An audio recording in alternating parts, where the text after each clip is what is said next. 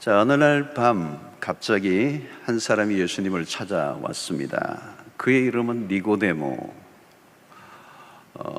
의외의 일입니다. 그가 왜 밤에 찾아왔을까? 두 가지 중요한 이유가 있습니다. 하나는 그의 신분 때문입니다. 그가 가진 신분으로 인해서 예수님을 찾았다, 만났다, 이 말은 굉장히 큰 타픽이 될 수 있고, 결코 그 본인에게는 마이너스가 되는 사건임에도 불구하고 이제 밤중에, 낮에 대놓고는 만날 수 없고 밤에 비밀리에 찾아온 것 같습니다.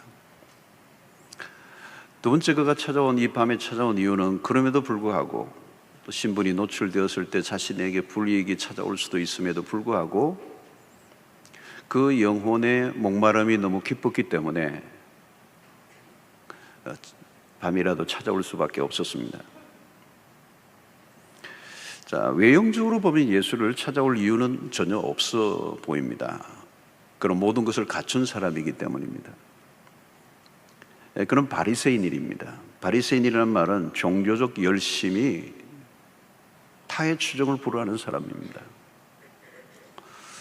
또 그는 유대인의 관원입니다. 그 말은 사내들인 공회원이라는 말입니다. 그 당시 70인으로 구성된 유대 사회의 최고의 권력기관이라고 볼 수 있습니다. 그는 젊은 나이에 유대 지도자가 되었습니다. 최고의 지성인이고 도덕적 높은 수준을 갖추고 있는 사람이에요. 권력과 명예를 누리고 있는 유대 사회의 명실상부한 최고의 리더였습니다. 그럼에도 불구하고 예수를 찾아온 이유는 무엇일까? 무엇이 아쉬웠을까? 그는 무엇인가를 찾고 있습니다. 이런 사람들을 가르쳐서 우리는 구도자라고 얘기합니다. 구도자란 무엇입니까? 자신의 영혼의 질문에 답을 찾아가는 사람. 인생의 갈증을 가지고 있는데 이 갈증을 해결하기 위해서 무엇인가를 찾고 있는 사람을 우리는 구도자라고 얘기합니다. 사람들은 무엇인가를 찾고 있습니다. 신경외과 의사들이 쥐의 행복 중추에 전극봉을 삽입하고 쥐들이 레바를 누르도록 하는 연구를 진행했습니다. 그 레바를 누르기만 하면 이 행복 중추에 자극을 해서 행복감이 이렇게 생기는 거죠. 그러니까 이 쥐는 레버를 누르느라고 정신이 없어서 계속 누르게 되는 거죠. 나중에는 먹지도 않고 굶어 죽게 됩니다. 이것을 가르쳐서 우리는 죽음에 이르는 쾌락이라 이렇게 얘기합니다. 세상의 사람들을 보십시오. 무엇인가를 추구합니다. 무엇인가에 빠져 있고 미쳐 있습니다. 정신없이 살아갑니다. 문제는 많은 것을 손에 쥐고 있지만 여전히 목이 마르다는 데 있습니다. 전도서는 이미 가르쳐 주고 있죠. 세상의 모든 것을 시도해 보았지만 해 아래 새 것은 없다. 그리고 다 헛되고 헛되다 그랬습니다. 여러분, 이 내면의 갈증은 매우 자연스러운 것입니다. 이것은 인간의 내면의 문제죠. 인간은 배만 부르다고 결코 만족할 수 있는 존재가 아닙니다. 왜 사람들이 그렇게 술에 취합니까? 왜 마약까지 손을 대죠? 그것은 인간의 심연의 고통이 얼마나 강력한 것인가를 보여주는 것입니다. 하나님 없이 이 세상을 살아간다는 것 자체가 정신착란을 일으키게 할 만큼 힘들기 때문입니다. 그런 의미에서 종교와 마약은 멀리 떨어져 있지 않고 매우 가깝습니다. 종교를 찾는 사람도 마약을 찾는 사람도 비슷한 무언가를 찾고 있는 것이죠. 문제는 그것이 무엇인지를 잘 모른다는 데 있습니다. 그래서 사람들은 내면의 이 갈증을 이상한 방식으로 해결하려고 합니다. 오늘날 문화의 특징은 원하기만 하면 당장 만족해 줄 것처럼 착각하게 만듭니다. 그래서 게임이, 도박이, 제가 최근에 전문가를 만나서 들어보니까 이 도박이요, 대한민국 엄청나요. 이 각종 중독들은 모든 종교로 가는 어떤 길에 널려있는 기획 상품과 같은 것입니다. 가끔 자동차 가운데 리콜을 하는 경우가 있습니다. 겉은 멀쩡합니다. 전혀 손색이 없이 완벽한 것 같아요. 근데 타고 다니다 보니까 문제가 슬슬 드러나기 시작합니다. 인간이 그렇습니다. 공부를 하고 취직을 하고 성공도 하고 가정도 꾸려갑니다. 겉으로 보면 문제될 게 하나도 없어요. 그러나 살아갈수록 치명적인 결함이 하나씩 드러나기 시작합니다. 무엇인가 목이 마른 것이죠. 니고데모는 자신의 영혼에 정직한 사람이었습니다. 자신의 종교적 열심으로 만족할 수가 없었어요. 최선을 다하여 그 종교에 심취하고 열심을 다했지만 영적으로는 방황하고 있었습니다. 종교적으로 노력할수록 종교라는 세계에 속박을 당하고 있었습니다. 자유가 없었습니다. 대개는 자신의 영혼의 상태를 무시하고 살아갑니다. 영혼의 상태를 방치해버리거나 무시해버리죠. 결국은 어떤 상태에 됩니까? 빈사, 영혼의 빈사 상태입니다.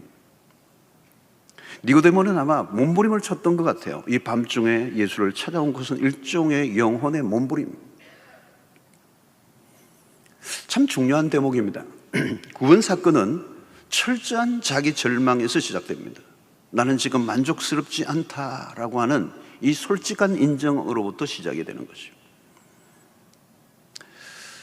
아마 교회를 다니는 분들 가운데서도 있을 수 있다고 생각합니다. 교회를 다니고는 있지만 5년도 다니고 7년도 10년도 다녔지만 내 영혼은 여전히 방황을 하고 있어. 난 무엇인가 목이 말라 안 채워져. 아마 그런 솔직한 감정을 갖고 있는 분들도 계실 거예요. 그런데 대개는 가장 어려운 케이스는 자기의 의로 자신을 감싸고 숨어버리는 것입니다. 분명히 아닌데 자기는 문제가 없는 것처럼 꾸미는 것이죠. 그래서 늘 근사한 말을 하고 다닙니다. 어떤 이들은 자신이 쌓은 사회적 신분 안으로 숨어버립니다. 좋은 직장과 좋은 스펙으로 자신을 포장합니다. 세상적인 성취 뒤로 자기의 본래의 모습을 감추어 버리는 것입니다. 어떤 이들은 영혼의 갈증을 느끼지만 갈증으로 끝나버리는 겁니다. 갈증을 채우기 위한 어떤 대가를 지불하지 않습니다. 그냥 일상으로 돌아가 버립니다. 인생이 뭐 그런 거지 뭐. 심각하게 생각하지 않습니다. 때로는 어떤 사람은 일 중독으로 의도적으로 일의 세계에 빠져들어가고 그 영혼의 갈증을 무시해 버리는 거예요. 여러분, 목이 마르면 마르다고 해야 합니다. 아닌 척해서는 안 된다는 거죠. 속은 골물대로 골마 터지기 직전인데 덮어두면 어떻게 되죠? 결국은 큰 사고가 나게 되어 있습니다. 영혼에 일어나는 질문에 답변을 얻을 때까지 질문해야 합니다. 갈증이란 아직 질문이 계속되고 있다는 뜻입니다. 그 질문에 답을 얻어야 하는 것이죠. 오늘 니고데모는 용기가 있었습니다. 갈증을 해결하기 위해 밤중에 예수를 찾아왔습니다. 이것은 칭찬할 만한 일입니다. 누군가 자신의 이런 장면을 보았다면 불이익을 당할 수도 있습니다. 그러나 그는 기꺼이 대가를 지불합니다. 그런 용기 있는 지성인이고 종교인이었습니다. 답을 찾기 위해서 대가를 지불하고자 한 것입니다. 갈증을 가진 사람은 질문이 있습니다. 누가 답을 얻는 것입니까? 질문이 있는 사람입니다. 대개 사람들은 자신이 무엇 때문에 목이 마른지 모르고 살아갑니다. 그냥 목이 마르면 코카콜라를 마시듯이 적당히 해결하고 지나갑니다. 진리를 이야기하면서도 성경을 한 번도 읽어보지 않습니다. 몸이 아플 때마다 병원을 들락거리지만 정작 자신의 영혼을 위해서는 무관심한 것입니다. 공허하고 절망적인 영혼의 상태에 놓여 있는데도 가만히 앉아 있다면 그것은 우리는 영적인 게으름이라고 얘기할 수 있습니다. 영혼의 답을 찾아야 합니다. 영혼의 목마름을 해결해야 합니다. 그것보다 더 시급하고 중요한 일은 없습니다. 영혼의 갈망이 없는 사람은 없습니다. 무당들도 여러분 그 굿거리를 하지만 푸닥거리를 하고 있지만 그 영혼 안에는 뭔가를 찾고 있는 거예요. 불신자들도 영적인 갈망이 있습니다. 무신론자들도 마찬가지. 그들은 하나님을 부정하지만 그 영혼은 무엇인가를 갈망하고 있는 것입니다. 자신의 영혼에 정직해야 합니다. 세상적으로는 아쉬울 것이 전혀 없는데 영적인 몸부림을 치는 사람들이 있습니다. 하나님은 그런 자들을 찾고 계시는 것이죠. 여러분들은 처음 교회를 찾아온 이유가 무엇입니까? 왜 내가 교회를 다니게 되었습니까? 하나님을 찾은 이유가 무엇입니까? 진지하게 질문을 해 보아야 합니다. 자, 이제 예수님과 니고데모와의 대화가 시작이 됩니다. 니고데모가 먼저 예수님에게 입을 열었죠. 2절에 보니까 그가 밤에 예수께 와서 이르되 라삐여, 우리가 당신을 하나님께로부터 오신 선생인 줄 아나이다. 하나님이 함께 하시지 아니하시면 당신이 행하시는 이 표적을 아무도 할 수 없음이니이다.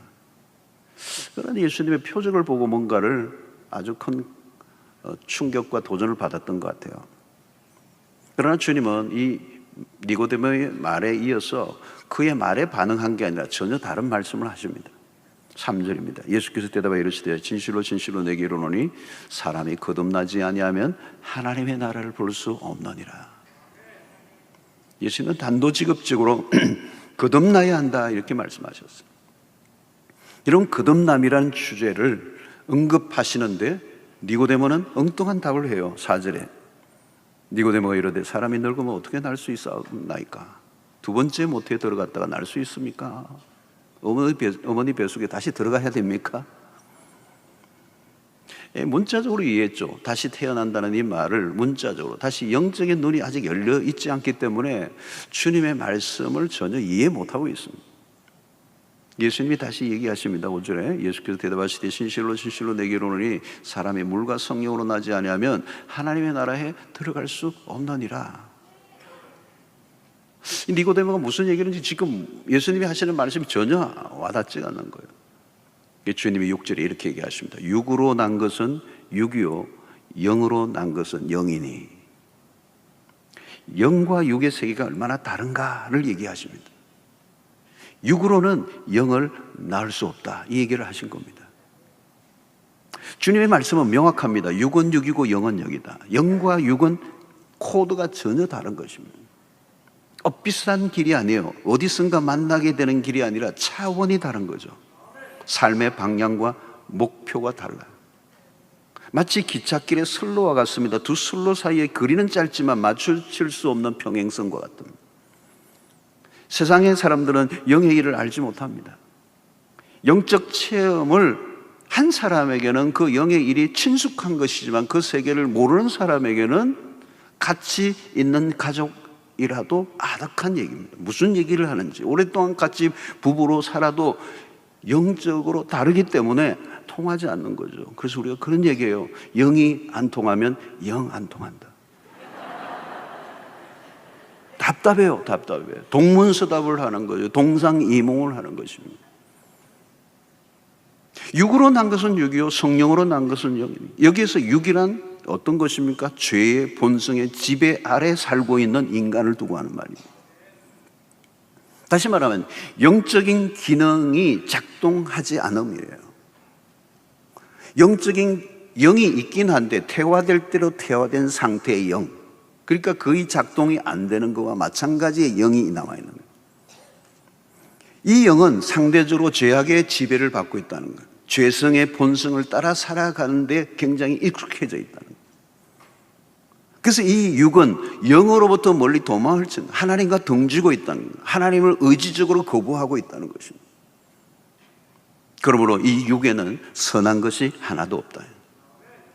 육에 아무리 덧칠을 하고 아름다운 액세서리를 달아도 그냥 육이에요. 그 육에 무슨 온갖 감투와 명찰과 훈장을 달아도 소용이 없다는 것입니다. 육은 육일 뿐이다. 자신의 영혼의 상태에 대해 전혀 관심이 없는 상태입니다. 여러분, 우리도 마찬가지입니다. 끊임없이 경계하지 않으면 육의 힘이 밀고 올라오는 것이죠. 이 육은 우리를 이 세상의 것으로 만족하게 만듭니다. 그래서 말초적이고 육감적인 세계로 끝나는 것이죠. 니고데모는 육적인 상태로는 아쉬울 것이 없었는데 그런데 영적인 부분의 갈망이 목에까지 차올랐던 것이죠. 9절에 니고데모가 대답하여 이르되 어찌 그러한 일이 있을 수 있나이까? 주님이 무슨 말씀을 하시는지 잘 모르겠지만 나는 무엇인가를 갈망하고 있습니다 라는 뜻입니다. 삶의 근본적인 변화를 원했습니다. 그런 정직한 구도자였습니다. 그러나 여전히 영적인 무지함 속에 있습니다. 이스라엘의 지도자로 있었지만 그는 영적 세계에서는 입문조차 하지 않은 사람이에요. 그는 어떻게 해야 할지를 알 수가 없었습니다. 길은 한 가지예요. 거듭남이었습니다. 다시 태어나야 한다. 영적인 재탄생을 바라고 있습니다. 오늘 이 대화를 보면 주님은 지성적이었던 그에게 지성적이고 철학적인 말을 하지 않으셨어요. 아주 단순하고 원초적인 말씀을 던지십니다. 새로 태어나야 한다. 역시 니고데모는 알아듣지 못하죠. 내가 이 나이에 다시 어머니 뱃속으로 들어갔다 나와야 합니까? 그런 영혼의 거듭남을 몰랐습니다. 성도 여러분, 성경은 영혼에 초점을 맞추고 있습니다. 영혼이 중요합니다. 여러분, 영혼이 곧 생명입니다. 그러니까 육체가 이렇게 지금 건강해도 영혼이 떠나면 끝입니다. 저는 임종 시에 있는 분들을 많이 만났고, 또 임종과 임종 전과 임종 후 1분 사이에 이분의 영혼이 떠나는 순간 이 육체는 그냥 육체예요. 아무것도 아니에요. 그러니까 우리 육체가 존귀한 것은 영혼이 담겨 있을 때만 가능한 것이에요. 영혼이 떠나면 그건 죽은 거예요. 이 육체는 그냥 고기 덩어리와 똑같아요. 아무것도 아니에요. 그냥 썩어버려요. 그러므로 여러분, 태초에 우리의 몸이 흙으로 빚어진 다음 하나님이 그 육체에 생명을 불어넣으셨다고 했어요. 이 생명이 영혼입니다. 그 영혼이 하나님과 교통하도록 만드셨다는 거예요. 그런데 죄로 이 영이 죽어버렸어요. 기능이 안 돼. 하나님과 교통이 안 돼. 본래는 영적인 존재인데, 밥만 먹고 사는 존재가 아닌데 우리의 영혼이 죽어버렸어. 영혼이 작동이 안 돼. 그래서 먹고 사는 거에만 만족하는 육으로만 사는 인생이 된 것입니다. 사실은 자신의 영혼이 얼마나 굶주려 있는가를 모른 채 살아가고 있는 이 니고데모에게 주님이 하신 말씀은, 너가 거듭나야 된다는 이 말은 너의 영혼이 거듭나야 된다는 얘기죠. 여러분, 우리가 평안하다, 기쁘다, 행복하다, 만족하다, 이 표현은 무언가 하면 내 영혼의 상태를 말하는 것입니다. 뭐가 여러분 기쁜 거예요? 어디에서 기쁨이 일어나는 것입니까? 진정한 기쁨은 우리의 영혼 안에서 일어나는 일이에요. 그래서 영혼이 채워질 때 그런 고백이 터지는 것입니다. 모두 영혼의 문제. 왜 인간이 불안한 것입니까? 영혼의 상태가 불안하기 때문에. 돈 때문이 아닙니다. 사업 실패 때문이 아닙니다. 때로는 세상의 일들이 하다가 실패할 수도 있습니다. 그러나 영혼의 상태가 건강하고 부유하면 실패로 인해서 무너지지 않습니다. 다시 일어날 수 있습니다. 영혼이 빈사 상태에 놓여 있는 사람은 성공을 해도 무너집니다. 크게 무너집니다. 여러분, 성공이 구원이 아닙니다. 사회적 성공이 영혼의 불을 결정해 주지 못합니다. 거듭남은 하나님과의 관계의 연결을 의미하는 것입니다. 그래서 이스라엘 백성들이 광야에서 방황을 하다가 가나안으로 들어가는 것이 중요하지만, 가나안에 들어가는 게 목적이 아니라 하나님의 백성으로서 하나님과의 관계가 회복되는 것이 하나님의 본래의 의도였어요. 거듭난다는 것은 다시 새롭게 시작한다는 뜻입니다. 자, 너가 거듭나야 하겠다라는 이 말은 뭘까요? 너의 지금의 상태로는 안 돼, 이 말입니다. 너의 지금의 상태로는 소망이 없어 라는 얘기인 것 같아요. 사실 이 거듭나야 된다는 이 말은 자존심을 확 끓는 얘기가 될 수도 있습니다. 절망적인 상태에 놓여 있다는 것입니다. 이런 외형적 변신 혹은 어느 정도의 보기 좋은 변화를 지금 예수님이 말하는 게 아니에요. 오늘 거듭나라는 이 말씀은 교회를 열심히 다녀라, 새벽기도 열심히 다녀라, 성경 공부를 해라, 백일 기도를 해라, 헌금생활 열심히 하라, 술 담배 끊어라, 그 얘기가 아니에요. 그런 것은 다 외형적인 것입니다. 껍데기에 관련된 일이에요. 다시 태어나야 된다는 이 말은 영적인 거듭남을 말하는 것입니다. 여러분, 거듭나야 새로운 시작을 할 수 있습니다. 새로운 시작이 있는가 없는가는 매우 중요한 질문입니다. 새롭게 태어나지 않으면 기대할 것이 없습니다. 새롭게 태어나지 않으면 변화가 일어나지 않습니다. 새롭게 태어나지 않았다면 신앙생활 자체가 불가능합니다. 구도자의 태도로 처음에는 교회를 나올 수 있어요. 그러나 구도자에 머물러 있으면 안 돼요. 처음에는 구도자로 왔다가 거듭남에 이 새롭게 태어나는 이 작업이 일어나야 되죠. 그런데 대부분의 많은 경우에는 이 새롭게 태어나는 과정 없이 교회 문화를 먼저 익혀버려요. 봉사도 하고 교회 프로그램, 양육 프로그램 다 참여는 했는데 중요한 것은 거듭남의 경험이 없이 교회에 익숙해지고 활동을 하고 직분을 받게 되면 어떻게 되죠? 종교인으로 전락하게 되는 것입니다. 거기는 생명이 없어요. 왜? 새로 태어남의 경험이 없었기 때문에 변화가 일어나지 않습니다. 익숙해지는 겁니다. 교회 문화에 익숙해지는 것과 새롭게 태어나는 것은 다른 것입니다. 외적인 활동이나 결과 이전에 내가 거듭났는가가 가장 중요한 것이라는 것. 이것은 근본적인 변화를 말하는 것입니다. 고린도서 5장 17절의 말씀이죠. 그런즉 누구든지 그리스도 안에 있으면 새로운 피조물이라. 여기 새로운 피조물이라. New creation이라는 말이 중요합니다. 새로운 피조물이라는 거예요. 이전 것은 지나갔으니 보라 새 것이 되었도다. 새 것이 되었도다. 이것은 재창조입니다. Recreation입니다. 보수, 개조, 재조립, 수정 보완이 아닙니다. 우리는 본질상 진노의 자녀요 전적으로 부패한 존재들입니다. 적당히 뜯어 고치는 수준으로 안 된다는 거예요. Newborn이에요. New being이에요.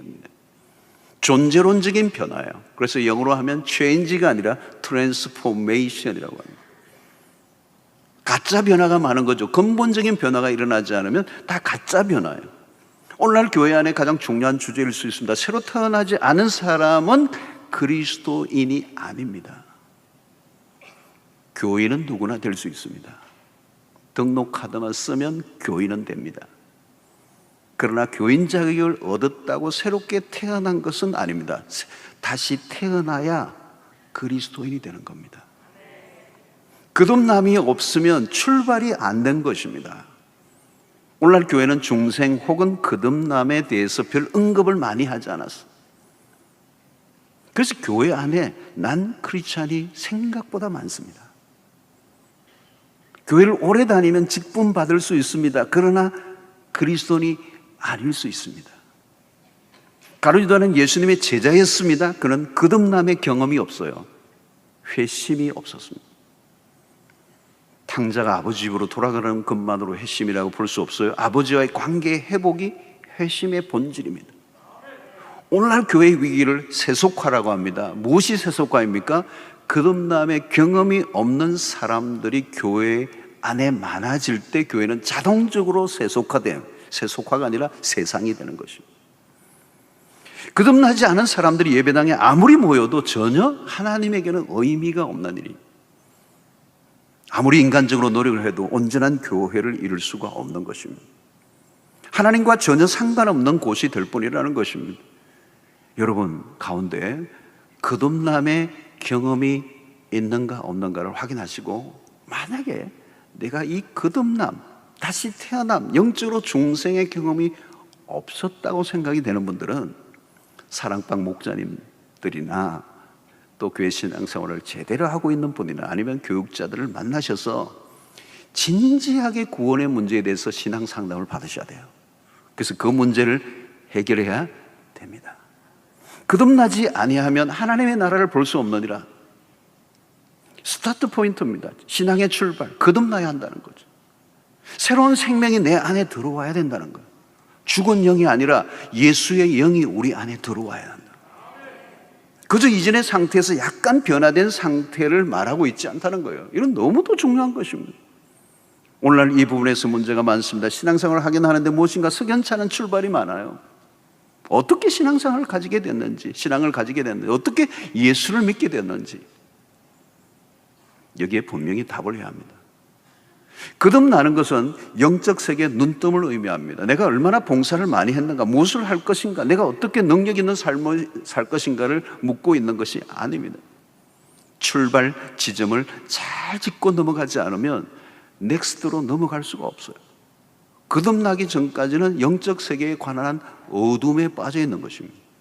돌이킴, 다시 태어남이 없으면 우리 안에 변화가 일어나지 않고 변화 대신 무엇이 일어날까요? 변질이 일어나는 것입니다. 회심이 없는 사람은 예배도 불가능합니다. 하나님에게로 돌아가지 않은 사람이 하나님께 예배를 드릴 수는 없습니다. 가장 중요한 주제죠. 영적 세계에 대해서 우리는 이론적으로는 얘기할 수 있습니다.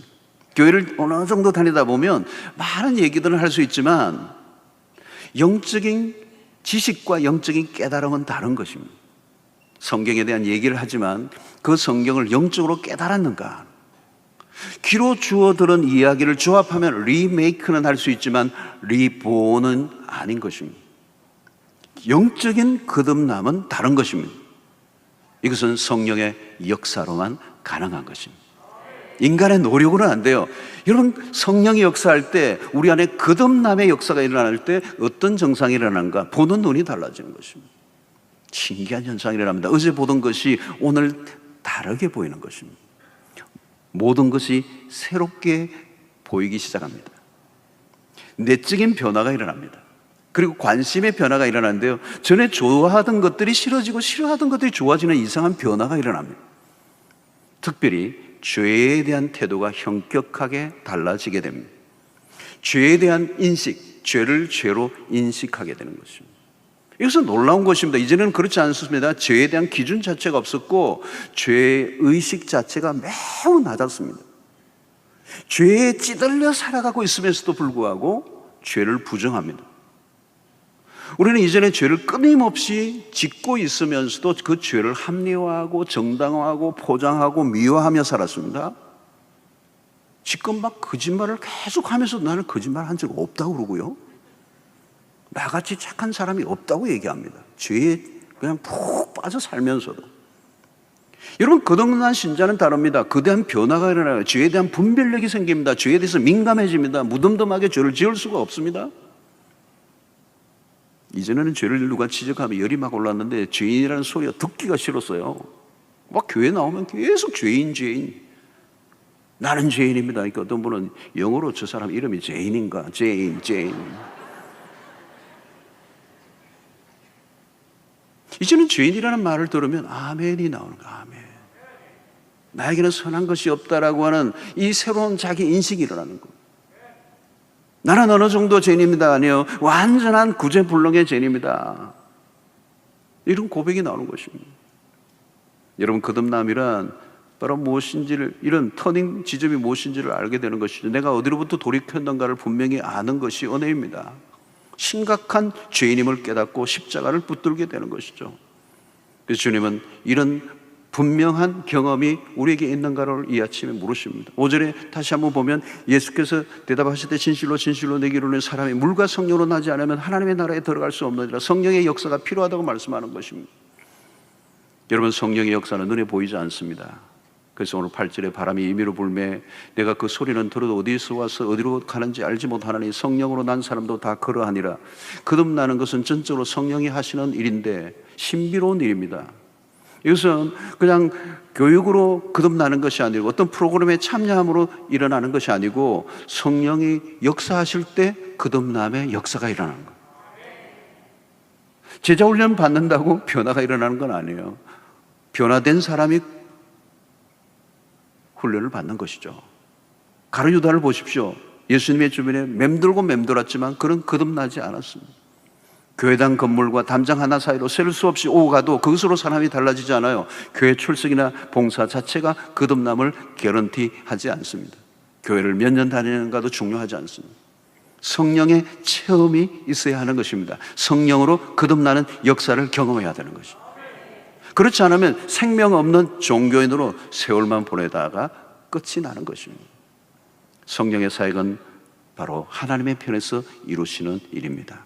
요한복음 1장 12절로 13절에 보니까 영접하는 자 곧 그 이름을 믿는 자들은 하나님의 자녀가 되는 권세를 주셨으니 이는 혈통으로나 육정으로나 사람의 뜻으로 나지 아니하고 오직 하나님께로부터 난 자들이니라 그랬습니다. 성령은 영이시기 때문에 육안으로는 볼 수가 없어요. 그런데 성령이 하시는 일은 우리가 육안으로 알 수가 있어요. 바람이 보이지 않지만 바람이 나뭇가지를 흔들 때 그 바람이 존재한다는 것을 우리가 알 수 있는 것처럼 우리는 오늘 또 성령이 역사하시는 것을 눈으로 목격할 수가 있습니다. 성령의 역사를 부인할 수가 없어요. 오늘 우리 주변에 보면 전혀 믿을 것 같지 않았던 사람들이 복음 앞에 무릎을 꿇는 모습을 보게 됩니다. 도무지 믿을 것 같아 보이지 않던 사람이 그의 입술을 통하여 예수 그리스도를 주로 시인하는 역사가 일어납니다. 성령이 역사하시면 신비로운 일이 일어나요. 스스로 우리가 저항하지 못하고 성령의 힘에 이끌리게 되는 것을 보게 됩니다.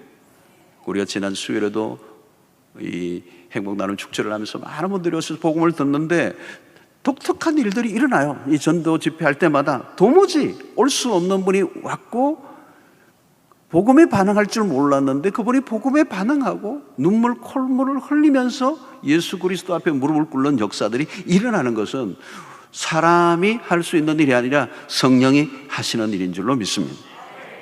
그거는 우리의 선택이 아닙니다. 성령이 하시는 일입니다. 어느 순간 우리의 눈이 열리게 되고 이전에 보이지 않던 것이 보이게 시작하고 성령이 우리의 눈을 열어주시고 귀를 열어주시는 역사가 일어나게 돼요. 이 보너게인 되는 이 거듭남의 역사가 일어날 때 성령이 역사하실 때 우리에게 무슨 일이 나요? 이상하게 하나님의 말씀이 깨달아지기 시작하는 것입니다. 성경이 믿어지기 시작하는 것입니다. 하나님의 말씀에 관심을 가지게 되는 것입니다. 말씀을 따라 순종하고 싶은 마음이 생기는 것입니다. 여러분, 그것은 이미 성령이 내 안에서 운행하고 계신다는 증거예요. 그리고 많은 사람들 앞에 공개적으로 예수를 주로 시인하는 역사가 일어나는 것, 모두 성령이 하시는 일입니다. 성령의 사역은 눈에 보이지 않기 때문에 경험해 보지 못한 사람은 이해할 수 없습니다. 그리고 이 성령의 역사를 설명하기도 어려워요. 여러분, 맹인에게 무지개를 설명한다는 거 어려운 것과 같아요. 어렵잖아요. 어떻게 설명하죠? 성령의 역사도 그것을 경험하지 못한 사람에게는 설명하기가 너무도 어려워요. 그러나 성령은 지금도 일하고 계시고 사람들을 거듭나게 하시고 하나님의 백성들로 태어나게 하시는 줄로 믿습니다. 분명한 것은 사람이 변하는 것입니다. 오늘 각자 자신을 한번 보십시오. 이전의 나와 오늘의 나를 비교해 보십시오. 나 같은 사람이 예수를 믿는다는 것 자체가 신기한 일 아닙니까? 나만 놀라는 것이 아니라 내 주변의 사람들도 다 보고 놀래요. 너가 어떻게 예수를 믿고 이렇게 변했느냐. 아무리 보아도 설명이 안 되는 역사가 일어납니다. 그래서 찬송가에 나 같은 죄인 살리신 주 은혜 놀라워 할 때, 여러분, 이게 놀라워라고 하는 이 부분에 굉장히 중요한 부분이 있어요. 놀라워. 주 은혜 놀라워. 나 같은 죄인을 살리신 주님의 은혜가 어메이징이라는 거예요. 어메이징 그레이스라고 그러잖아요. 놀라워. 설명할 수 없어. 신비로운 일이라는 것입니다. 오늘 우리가 이 자리에 예수를 믿고 주님 앞에 나와 예배를 드리는 것도 신비한 일이에요. 여러분, 이전에는 십자가 설교를 100번, 200번, 수백 번을 들었는데도 아무것도 와닿지 않아요. 그런데 거듭난 백성들에게 일어나는 현상은 뭘까요, 여러분? 그 십자가가 와닿는 거예요.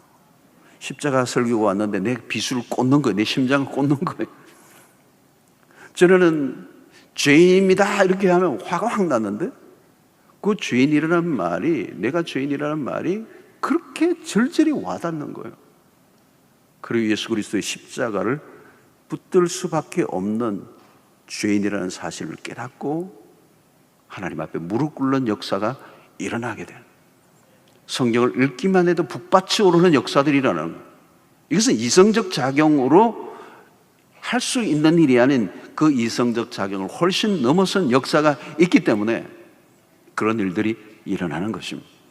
성령이 역사하시면 시간이 오래 걸리지 않아요. 지금 이 순간에도 그런 변화가 일어날 수 있음을 믿습니다.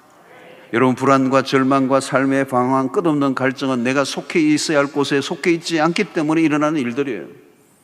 여러분, 영혼은 가장 깊은 부분입니다. 얼마나 깊은지 알 수가 없어요. 아무 곳으로도 채워질 수 없을 만큼 그 영혼은 깊은 곳이죠. 그곳은 오직 하나님으로만 채워질 수 있는 것입니다.